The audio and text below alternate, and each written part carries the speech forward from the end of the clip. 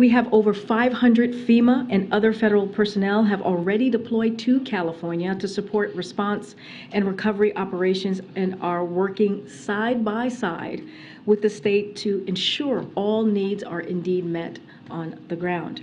This Sunday, the White House will commemorate what would have been the 50th anniversary of Roe v. Wade. Vice President Harris will travel to Florida to deliver a major address on the fight for women across America to have access to reproductive care and make their own health care decisions.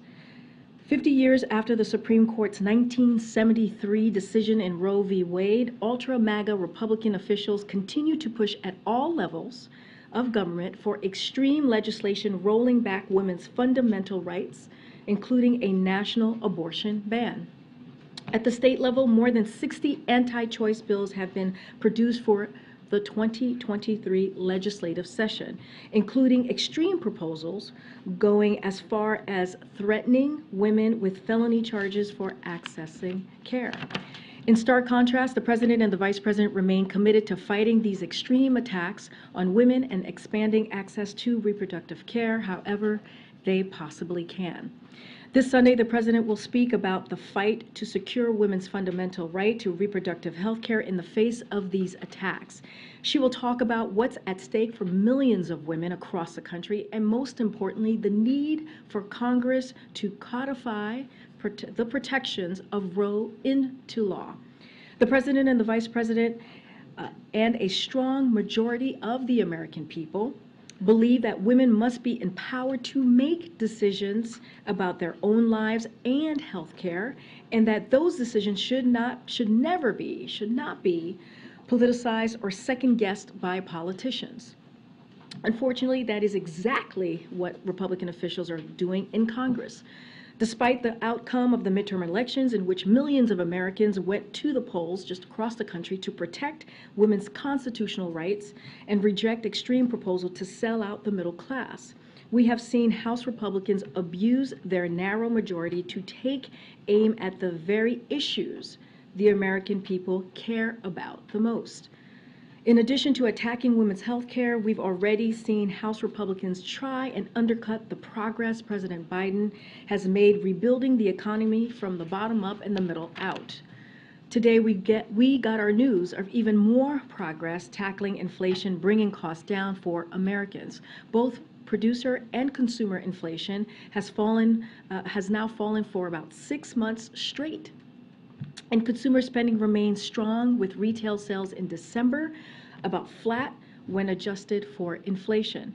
That adds up to historic progress. President Biden inherited an economic crisis and turned it into the strongest 2 years of job growth on record. The United States just hit the lowest unemployment rate in 50 years because of his economic plan. Again, his economic plan for the American people is indeed working. But as President is fighting, to bring costs down more and ensure that middle-class families get a fair shake, House Republicans are advancing an economic plan that will take tax cuts for the rich, higher prices, and cutting social security and cutting Medicare as well.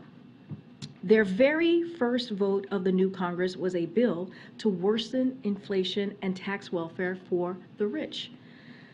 They want to impose an unprecedented tax increase on middle-class families in the form of a 23% sales tax in order to provide even more tax giveaways to the super rich and big corporations. They're going to vote to raise gas prices and deprive Americans of relief at the pump, and they're threatening to kill millions of jobs and 401k plans by trying to hold the debt limit hostage unless they can, again, cut Social Security, cut Medicare, cut Medicaid. So on this last point, the President has been clear. He will not allow Republicans to take the economy hostage or make working Americans pay the price for their schemes to benefit the wealthiest Americans and also special interest. With that, I say this all the time. Josh, I haven't seen you in a long time. And you always tell me you've been here. Okay, hi, good to see you, Josh. Kick us off, please. Given everything you just laid out with regard to House Republicans, what has the White House seen or heard from House Republicans that gives you confidence that we can avoid a default? Look, we've been very, very clear, and I'll say this again. Let me first say this part, that after the midterm elections, the president was very clear. After we saw a historic,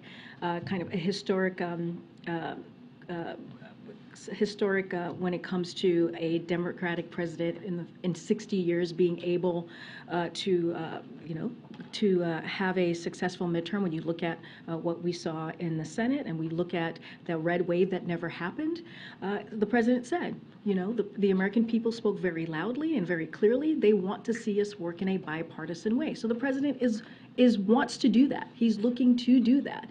But also, when you think about the debt limit, it is, we've been very clear. The debt limit has been something that has happened 3 times. If you look at just the last administration in a bipartisan way, it is something that should be done without conditions. We should not be negotiating around it. It is the duty, the basic duty of Congress to get that done. And so we're just not going to negotiate about that, because again, it was done under the last president. It was done 3 times, again, in a bipartisan way. There is no alternative to Congress' responsibility here to address the debt ceiling.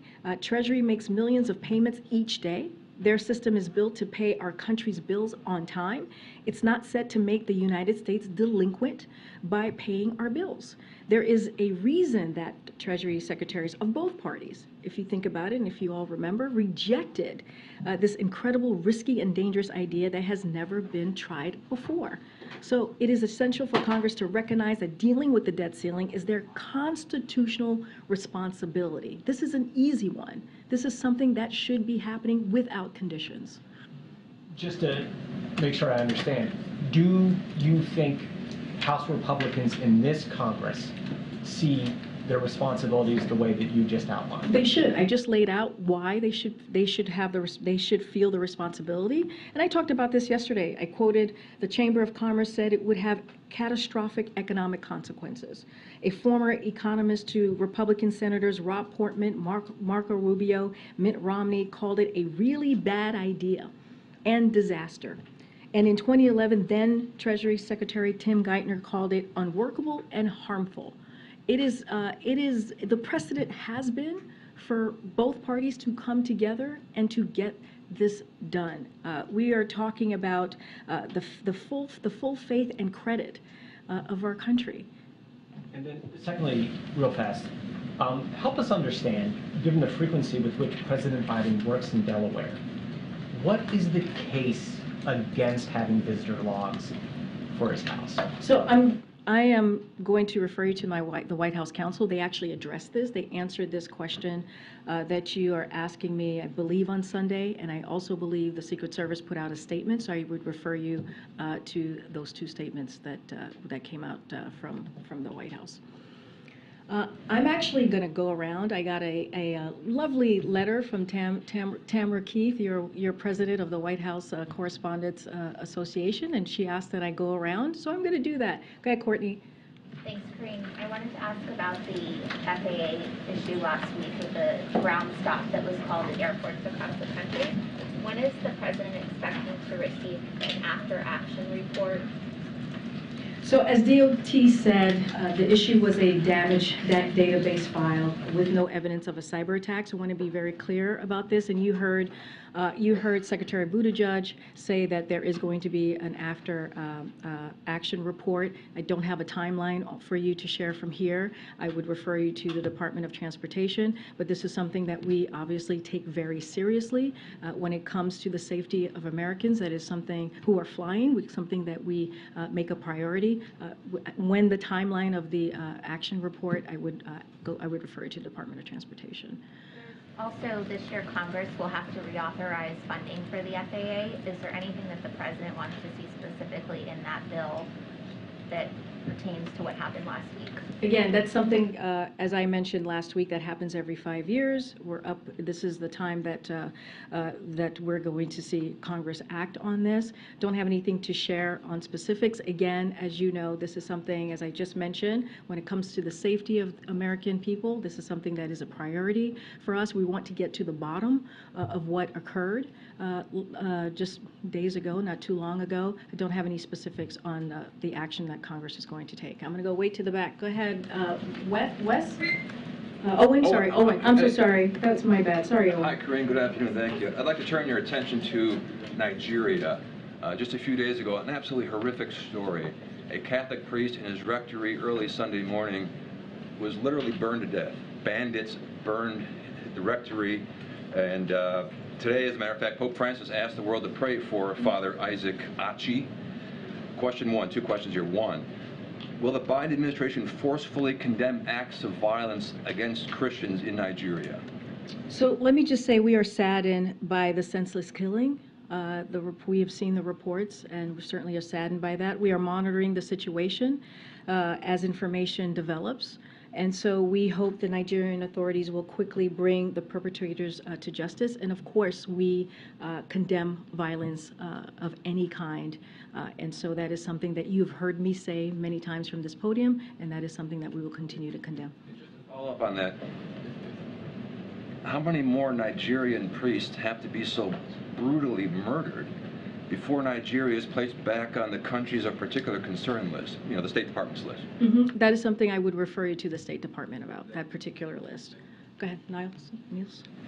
Thank you. On this question that was the debt limit, which was a lot of the talk in here, the last couple of days, is there any way that the president would be willing, if the president meets with congressional leadership on other matters between now and when Secretary Yellen says we'll reach the default point, will he entertain discussions at all during meetings that may be on some unrelated topic with members of Congress about debt limit negotiations, or will he just sort of say, no, we're not going to do this, we'll discuss the topic at hand, but we won't talk about negotiating over the debt limit? So let me be clear, I don't have a meeting with leaders to read out at this time or to announce, but we've been really clear, we will not, there will not be any negotiations over the debt ceiling. We will not do that. It is their constitutional duty. You think about how Congress has dealt with the debt ceiling for the past several decades. It is their responsibility, their constitutional responsibility to act. And so, but more broadly speaking, at the start of this new Congress, I've mentioned this before and I'll mention it again, we're reaching out to all members from both sides of the aisle so they make sure that they know who to reach out to when it comes to the Office of Legislative Affairs so that we continue to build those relationships. Again, in the past there has been bipartisan cooperation to address the debt ceiling, and that's how it should be. It should not be used as a political football. That is not how we should be moving forward here. Our outreach is deliberate to ensure Congress knows that the debt ceiling must be addressed, again, without conditions. But always, I'm not going to read out any specific meetings or I don't have anything else to read out about the president meeting with leadership. Can I just follow up on something that Courtney just asked? Actually, Senator Schumer says that the FAA administrator nomination is going to be a priority in the coming weeks. Are there, and I understand that's a priority for the president as well, do you have any other priority nominations that you would like Senator Schumer and the Senate Democrats to take up first? So let me just say we certainly welcome and appreciate Senator Schumer's supportive comments this weekend, as you just mentioned, and look forward to working together to confirm Phil Washington specifically as FAA administrator. Let me just add that FAA, as I just said to Courtney, is a key agency with crucial safety mandate, and the president has nominated an experienced, qualified candidate who currently runs one of the busiest airports in the world to lead the agency. And so we will continue to work with Senator Schumer, Senator Cantwell, and others to seek the swift confirmation. So clearly that is important to us. Look, we're going to continue to as I talk about the swift confirmation, not just of the FAA administrator, but many other crucial, high qualified nominees to serve across the administration, and we will be renominating a number of officials in the upcoming weeks. And when we have updates to share, we certainly will share that. Okay, go ahead to you. Go ahead to you. You mentioned Vice President Harris is going to speak up on the anniversary of the overturning of Roe v. Wade. Is the administration going to announce any initiatives or policies for protecting abortion access, particularly to women who get their pills by mail? So let me just say the administration has taken actions with our limited authorities to expand access to care. The president has issued 2 executive orders. You've heard myself talk about it. Jen Klein from the Gender Policy Council has been here to talk about the executive orders that the president has put forward. It is to safeguard access to abortion and contraception, ensure that everyone has access to health care free from discrimination, defend the right to travel across state lines for medical care, protect the physical safety and security of clinics, providers, and patients. And also earlier this month, the FDA announced an independent evidence-based decision to expand access to medication abortion through telepath and at pharmacies. But we've been very clear. The president has been very clear. The vice president has been very clear. The only way to restore the protections of Roe is for Congress to pass a national law codifying the right to choose. No executive action will actually deal with that the issue that I just laid out. We need to codify Roe. And that's what you're going to hear, continue to hear from the president and from the vice president. Don't have any other specific actions than what I just laid out. Okay, who else? Todd. Thank you. On the president's visit to the border last week, is there any follow-up, any new policies? Has he spoken with Governor Abbott to follow up on the governor's request? I don't have a conversation or a call to read out. I do want to say I've been asked about if we've seen an impact from what the president laid out a couple of weeks ago of what the actions that he was taking at the border. I want to say that we are seeing some impact. The numbers of migrants arriving from those countries are low, and we look forward to sharing more once we have more data to go off of. Additionally, the first individuals authorized to live and work legally in the United States under the expanded program started arriving just last Tuesday, within 5 days after the launch of the program.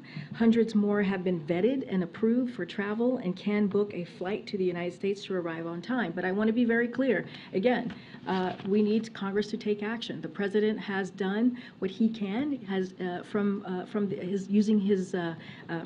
executive, from the White House, but what we're seeing is Congress still refuses to act. The president is going to use every tools available, as you have seen him do these past 2 years, to manage a mass migration event impacting the entire Western Hemisphere, but not only just one city, right? We've seen it just across the board. So he's taking the steps. He's going to continue to take this very seriously when we think about the border security. But again, Congress needs to act. Republicans need to act. And if they really care about this issue, this is an opportunity to reach across the aisle and work with us on this. Okay. Yes, ma'am. Oh my gosh. Go ahead. Thank you, Kareem. Yeah. I want to reference an interview that President Biden did in mid-September with 60 Minutes. And in that interview, he chided former President Trump for having in his possession classified documents. He called it irresponsible. First of all, do you think it was proper for President Biden to comment on an ongoing DOJ investigation? So I'm going to say this, and I'm going to keep it really short today, as it relates to this particular issue, as it relates to an ongoing legal matter. I'm going to refer you to Department of Justice with that specific, as it relates to anything that you want to ask of us about this legal matter. I would refer you to the White House Counsel office. I'm going to leave it there. I'm not going to go into further. I'm simply asking you to comment I on the person that you work for. I just commented. We're moving on. Go ahead. No, go ahead. I already answered your question. Go ahead. You really didn't. Well, I did. No, you didn't. Well, it's your opinion. It's your opinion. It's your opinion. That is your opinion. Go ahead. Go ahead. I have two domestic questions today. Sure. Carolina to be the first quantum state, and your reaction to the unhappiness we've seen from Democrats in New Hampshire. Look, we have addressed this. The Democratic National Committee has addressed this. I'm just not going to go any further to what we've already shared about this. So I'm just going to leave it to the statements that we put out just a couple of weeks ago on the process. I'm just not going to dive into the process from here. Okay, then let me ask about the document issue then, so I can take another stab at it. But we don't know what's in these documents, but can the U.S. and is the U.S. working to reassure allies and partners that you can still participate in intelligence gathering and still be trusted with secrets? Are those conversations that the president is having right now, or that top of the administration officials are having, for example, Jake Sullivan in Israel? I'm going to say this. The president takes classified information seriously. You heard that directly from him. To classified documents seriously. You heard that directly from him last week. And I'm just going to leave it there. I'm not going to open this up for discussion. We have answered many questions when it is related to the documents. Any specifics that's related to this this review, this legal process, I would refer you to the Department of Justice. And any questions that you may have of us, I would refer you to my colleagues at the White House Counsel's Office. So I'll leave it there. Okay. Go ahead, Joey. Go ahead. The president is scheduled to meet on Friday with a group of mayors. Can you just give us a preview of that meeting? How many mayors? What's on the agenda? What's the president's message? What does he hope to accomplish with it? So as you know, he's going to, as you just mentioned, he's going to meet with mayors, bipartisan mayors who are attending the U.S. Conference of Mayors. This is something that the president certainly is looking forward to attending and to interact with the mayors who will be here. Don't have any more specifics as the list. Certainly, as we get closer, we will be sharing a list with all of you and more information about the remarks that he will be giving. But again, it's going to be bipartisan mayors, an opportunity, as the president has said, and he has said during his Senate years as a vice president and during the campaign and now as president, he looks forward to working in a bipartisan way and continuing to deliver for the American people, and that's what you'll probably hear from him on Friday. But don't want to get beyond that. Haryana, and way in the back. I'm going to go way in the back. It's been over a month since the U.S.-Africa Leaders Summit take place, and I would like you to give us an update what have been done so far in order to accomplish all the agreements and projects that have been agreed upon during the summit. No, it's a very good question. Look, President Biden was very pleased with the summit and its outcome, including his personal engagement with many of his counterparts that week. The summit was an effective demonstration of our renewed partnership with the region's governments, business community, and civil society, as well as the broader African diaspora. The president and the African leaders worked together to define a shared global agenda and to set the stage for deeper cooperation and engagement in 2023 and beyond. So it was just the beginning, and we're truly looking to continue those conversations, clearly on the staff level, as we continue throughout the year. One quick question on the classified documents. How the president is feeling? Is he worried about those documents that were found, or did he somehow regret to what he had done with those documents being found at his property? Is he worried about that? First, I'm going to repeat what I've just said moments ago. He takes this very seriously when it comes to classified documents, when it comes to classified information. He was unaware that the documents were there. You heard that directly from him, from the president. Twice he spoke to this just last week. And his team is fully cooperating with this process, with this ongoing legal process. Anything specific dealing with this issue, I would refer to the Department of Justice or the special counsel, and I'll leave it there. Okay, I'll come down.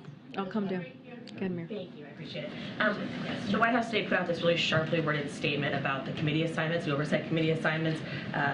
Marjorie Taylor Greene, Representative Gosar, Representative Boebert getting these assignments on the oversight committee. The statement said, handing the keys of oversight to the most extreme MAGA members in the Republican caucus who promote violent rhetoric and dangerous conspiracy theories. Given this statement, does the White House view the oversight committee as even legitimate? So look, I've been very clear, and I just said this moments ago. The president intends to work with both parties in good faith, if they choose to, and make more progress on behalf of the American people. He has said this. We will continue to say this. But unfortunately, to your point, Mary, on some of these key committees, it appears that House Republicans have handed over the keys to the most extreme MAGA members of the Republican caucus. This is what we're seeing from the other side of Pennsylvania Avenue. These are members who have promoted violent rhetoric and dangerous conspiracy theories, including suggesting violence against political opponents, trafficking in anti-Semitic lies, and defending and downplaying a violent insurrection against our democracy. Many of you covered what we saw on January 6, 2021. And so Republican leaders should explain. They should have to explain, not us. They should have to explain why allowing these individuals to serve on these committees and come clean with the American people about the secret agreements, the secret deals that were made with these extreme MAGA extremists that are currently in the House. And so that is something for them to respond to. That question goes to them.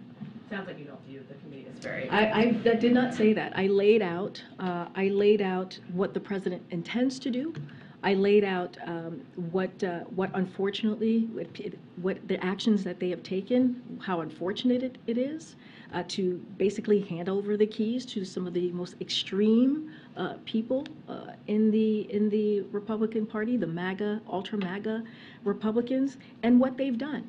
But it is not for me to answer that question. It is for them to answer why is it that they chose to move in that direction. And can I just follow up what you just said earlier about the president being surprised the documents were even there? That he said multiple times, you've said again, he was unaware that these classified documents were even in his garage, in his residence.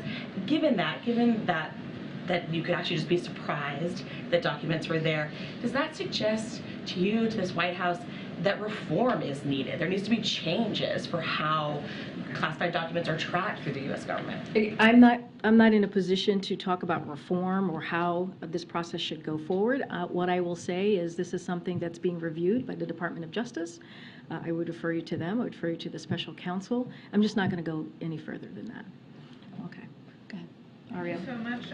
I would have two questions. One is Ukraine, one on the economy. On Ukraine, the Wall Street Journal and the German newspapers, the Deutsche Zeitung, are now reporting that the Germans won't provide tanks for Ukraine unless the U.S. does exactly the same. So this seems to be a kind of deadlock situation here. What's the administration doing about it? So I was asked this question yesterday. When it comes to the U.S., we're in constant communication with Ukraine, and will continue to provide them with what they need as they defend themselves against Russian aggression and against this brutal war that we have seen from Russia for almost a year now. But I don't have any new announcements to share of any types of security assistance to preview. Look, when it comes to other countries, the president believes that each country should make their own sovereign decisions on what steps of security assistance and what kinds of equipment they are able to provide Ukraine, as again, Ukraine defends itself against Russian aggression. So for instance, we welcome Germany's recent announcement that they will send infantry fighting vehicles and a Patriot missiles battery system to Ukraine. We also support the decision by the UK over the weekend to send Challenger tanks to Ukraine. And we have seen incredible solidarity by nations around the world to support Ukraine. But it's not for us to speak to. That is each country's decision to make their own sovereign decisions on this. As it relates to the U.S., we have been, as you know, the largest provider of security assistance, of humanitarian aid. We will be standing by with the Ukrainian people and helping them in any way that we can to defend themselves throughout this process. But I don't have any announcements to make at this time. Economy, the president has been like quite optimistic in his latest statements about the possibility of a soft landing for the economy, but at the same time we also have like massive layoff announcements like Microsoft just today. Is this a matter of concern for the White House? So that is something, as you know, that we watch closely anytime there are reports of Americans losing their jobs. President Biden knows firsthand the impact of losing a job and what that can have to your entire family. This is something that he knows and understands very well. I don't have a comment on specific moves announced by particular companies. As you know, we are very careful from here talking about private companies, but more broadly speaking, layoffs remain near record lows according to job openings data. We found out this week that 10 million new small businesses have been created since President Biden took office. I talked about this from this podium just yesterday. And similarly, third quarter GDP revision shows that the U.S. economy continues to grow and add jobs. We've also seen companies like TSMC, IBM, and Hyundai announce new investments doubling down on building technologies of the future like chips and AI and electric vehicles in the U.S. Companies across the economy are continuing to grow and invest in the United States. But again, of course, this is something that we watch very closely. Okay, go ahead, Sabrina. Thank you so much. And welcome back. Thank you. China reported that its economic growth fell to 3% last year and its population dropped for the first time since 1961. Is the administration concerned about China's relative economic weakness, and do you think that this raises the likelihood of an economic downturn in the U.S. and the global economy this year? So look, I'm not going to comment on how China handles its own economy, but what we are focused on is our approach, which has to ensure that the United States economy remains resilient. And that's the president's focus. And when we're talking about resilience, we're talking about resilience in the face of global challenges and has helped spur a historic recovery. That is what we have seen in this president's first 2 years of his administration. We'll continue our work to make progress on reducing prices and investing in our infrastructure, manufacturing, and clean energy economy. And so we, of course, monitor all global developments and will continue to stay in touch with our partners, allies, and key market sectors, including China. As you have seen, Secretary Yellen is in China, and she's going to be meeting with China's vice president on Wednesday, which is today. And so, again, she's there currently right now in China. And there have been more allegations about Congressman George Santos's misuse of finances. Of course, this is in addition to him fabricating key details of his background while running for office, prompting more calls from both parties for his resignation. Just wanted to check back in. Does the White House think he should resign? So look, we've said this before, and I think I said it probably the first few days of this new Congress in this new year, which is it is up to the Republican conference who have to decide what they owe the American people. It is their decision to make on what it means, what they see as it relates to the terms of standards and service.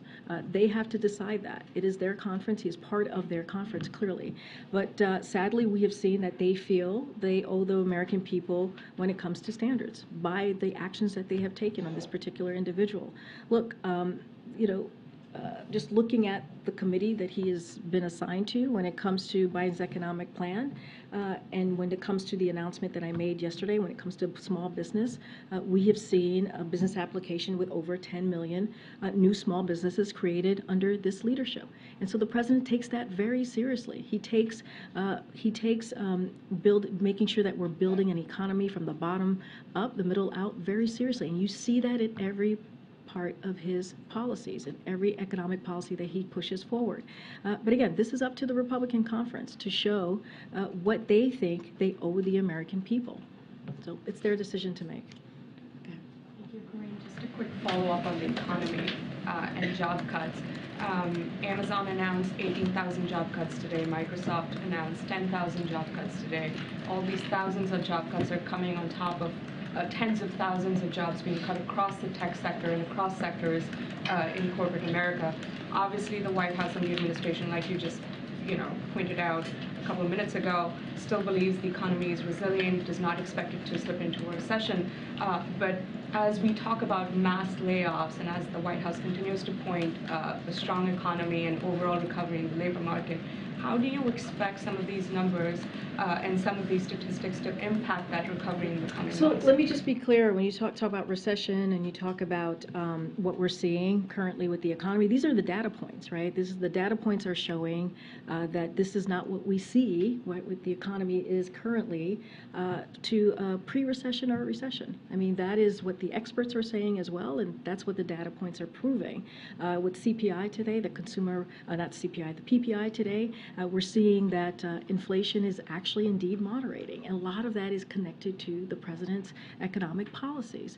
And so that is something that we're going to continue to highlight. We're going to continue to point to the data, not just our words, but that's what the data is showing. Look, again, as I mentioned to your colleague, I'm not going to comment specifically on what's currently happening with particular companies, with private companies. Clearly, we're closely monitoring. But like I said, the layoffs remain near record lows according to the job openings data. Again, looking at the data, looking at the numbers.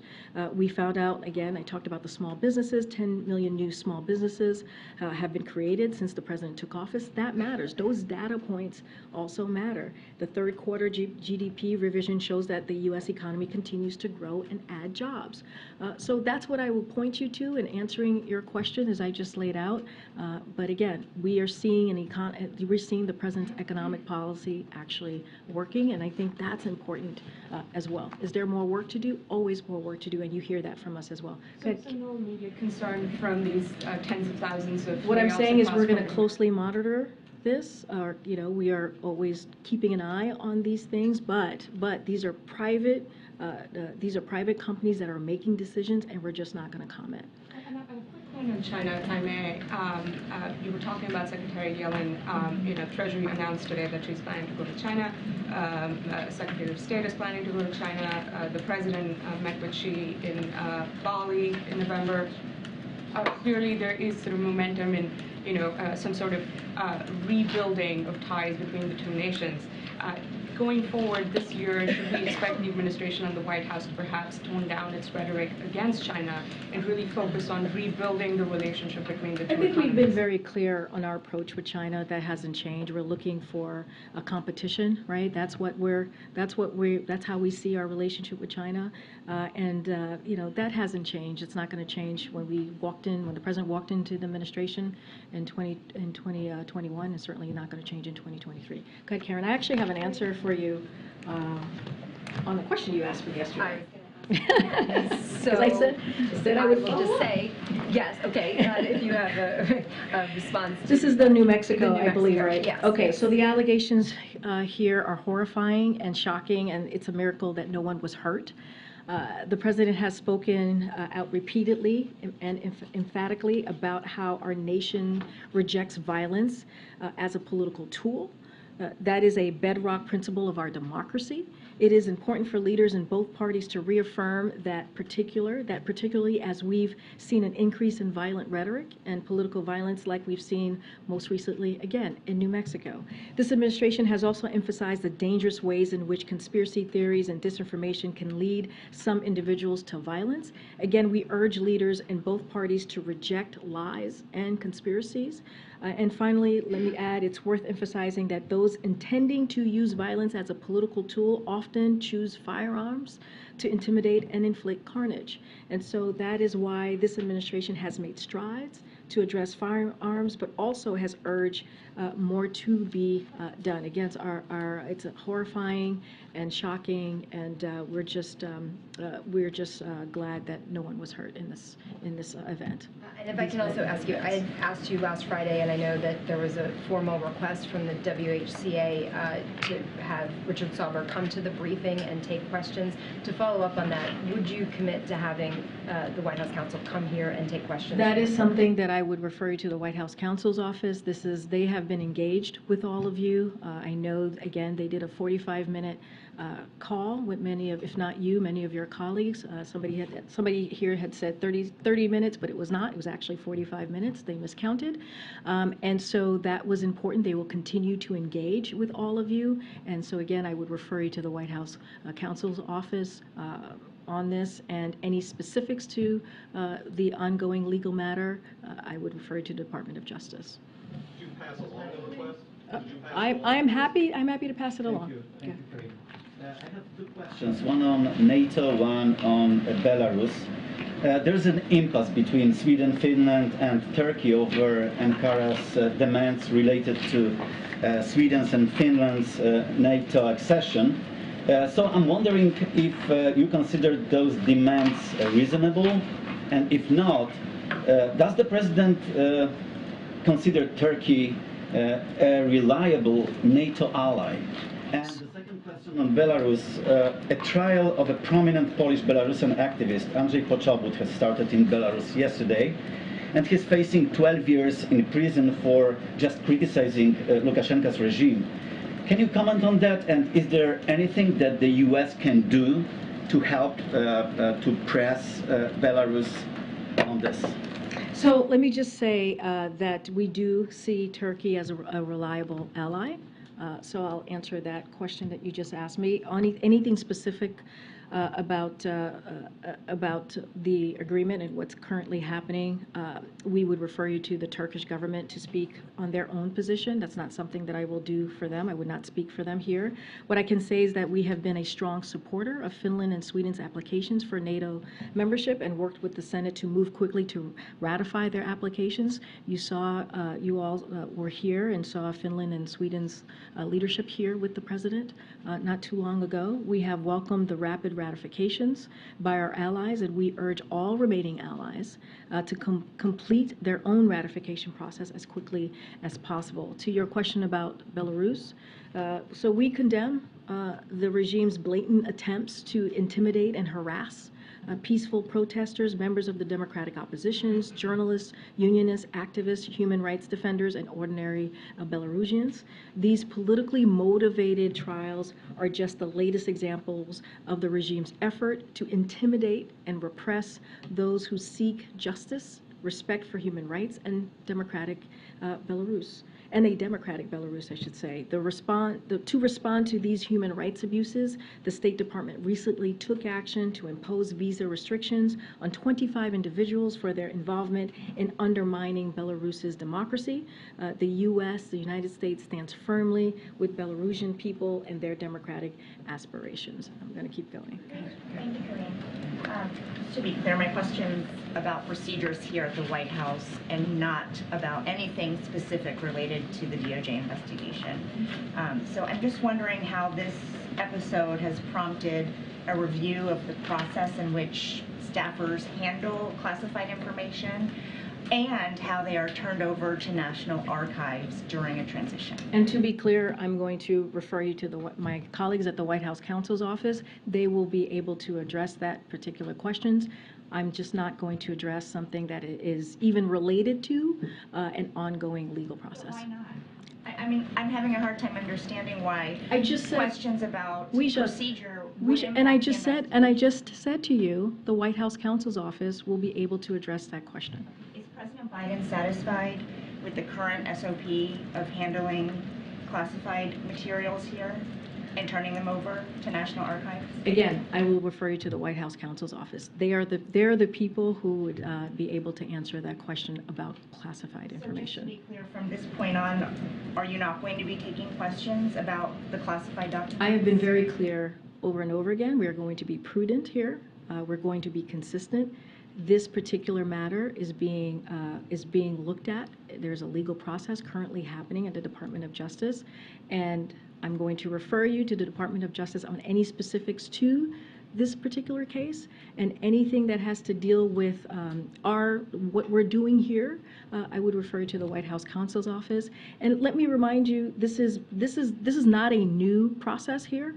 We've been doing this for the past 2 years. Anything that is related to a legal process, a legal matter, we refer it to the Department of Justice. There's nothing new in our process here. Thank you, Corinne. since so many of our questions have been referred to the DOJ and to the White House counsel's office, I'm sure you can understand that we're in sort of an information blackout where DOJ refers us to the special counsel. They're not holding any briefings. White House counsel refers us to DOJ. So if you are not able to talk about this from the podium, would you invite a DOJ official to take our questions here to the briefing? No, you would have to go to the Department of Justice. That is not, this is a legal matter that is currently happening at the Department of Justice.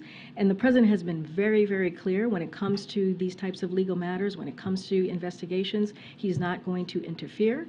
He wants to make sure that we give back the independence that the Department of Justice should have when it comes to these types of investigations. So certainly would not be bringing them here. So I would refer you to the Department of Justice. I was just very clear. If you have any questions, I would refer you to the White House counsel's office. They did a call for 45 minutes yesterday, speaking to many of you. I believe there were more than 200 people on that call. And so I would refer you to my colleagues at the White House counsel's office. We're just not getting a lot of questions. Go ahead. Sorry, but on questions that you should be able to answer here that shouldn't have to go to any other agency or entity, can you tell us if there's any sort of assessment that has been planned or launched to determine if national security has been jeopardized at all? Again, that's for the Department of Justice. Why is it a DOJ and question? And let's be clear, it's not your decision to make on what I can or can't answer from here. What I'm telling you is that we are respecting the process. We are being prudent from here. There is an investigation currently happening. And when there are investigations that are happening that the DOJ is currently reviewing or looking at, we have been very consistent to say that you need to go to the Department of Justice. Are they working with NSC or with any other intelligence Again, agency? I would don't refer you. understand why It's very clear. I just laid out. There should be no confusion here. There is a legal process happening, and I would refer you to the Department of Justice. Okay, go ahead, Peter. Can I just follow up on that? We've all reached out to the Department of Justice. A law enforcement official tells NBC News the Justice Department has not told the White House that it cannot talk about the facts underlying the special counsel investigation into classified documents. So trusting you've received that same information, understanding the desire to be prudent, then why can't you speak about the underlying facts? We've been very clear when it comes to even underlying facts, when it comes to specifics, when it comes to something that is under the purview, that the Department of Justice is looking at, especially legal matters, investigations, we do not comment from here, Peter. That has been consistent. So we've been that, very consistent. Bob Bauer, who represents the President's personal attorney over the weekend, said that one of the reasons why, and Ian Sams, your colleague who speaks on behalf of the special counsel at the White House, spoke to this in some form yesterday. But he said one of the reasons why they shouldn't reveal further details right now was regular ongoing public disclosures also pose the risk that as further information develops, answers provided on this periodic basis may be incomplete. When the White House did release a statement, the President spoke out on January 9th, the risk of incompletion was a function of the White House's decision not to share all the information it knew, in fact, because we knew on November 2nd, and the first discovery was made. We knew the second discovery was made on December 20th. So there's a risk of incompletion, but will you concede that it's the White House that has been incomplete in its provision of information when it did choose to speak out publicly on January 9th? My colleague actually dealt with this question on the call yesterday on the White House counsel's office. He made the same point as you, about the risk of incompletion. And I would refer you to the White House counsel's office. Then is the White House having any conversations internally about finding someone, much the same way John Kirby has spoken on behalf of national security issues at this podium as your colleague, as their representative? Is there someone, is the White House in talks right now to find someone either outside the White House or internally who can speak on behalf of the White House representing the special counsel office within the White House from this podium, or any of those talks? I would refer you to the White House counsel's office. Well, but you're the communications, you run would, communications, so I'm asking about you as a communications matter playing any there part is, of those conversations existing. Peter, you have spoken to my colleague who did, again, a 45-minute call with all of you answering questions about... If you would acknowledge it's on background, that not on the record until the call ends, that means the American people can't see it in public. So we're asking, will there be a representative who would speak on camera and see it in public? But the call was indeed, he was quoted, it was in papers, it was on networks. Correct, but because they can't witness it happening live, Americans don't get the same transparency into this back and forth. Is the White House House having a conversation. Peter, This is just with respect. You guys brought John Kirby in. I'm asking if that Peter, conversation exists. the fact that he spoke to all of you reporters who report on this, and then you all reported on it back to the American people, I believe that is transparency. I believe that he shared information, he answered your questions that you believe that the American people wanted to hear, and he answered those questions. So my And question he took 45 minutes to do that. For which Anything else that you have on this, Peter, I would refer to the White House counsel. Peter, I'm not, we just went back. So just the We're- question is, Peter- are you having a conversation about adding a member to the staff to speak publicly on this? Peter, I actually just answered that question. I said we have someone currently, So that right? means no. We have someone currently who answered your questions for 45 minutes on a call and took your questions. Yes. Took your questions about this particular issue. Correct. He will continue to do that. He will continue to engage with all of you, right, on this issue, on this legal process that's currently happening from the White House counsel's office. After that, Peter, I don't have anything else to share. Go ahead. Go ahead. Last question. On the debt limit, I know that the White House says that you're not going to negotiate with Republicans on sort of, concessions or anything tied to it. Does that mean that the White House, the president, is dissuading other Democrats on the Hill from engaging in those conversations and those negotiations with Republicans? What we've been very clear about is that in the last administration, the debt ceiling was dealt with 3 times in a bipartisan way. And so that's what the president wants to see. It is their constitutional duty for Congress to deal with this issue.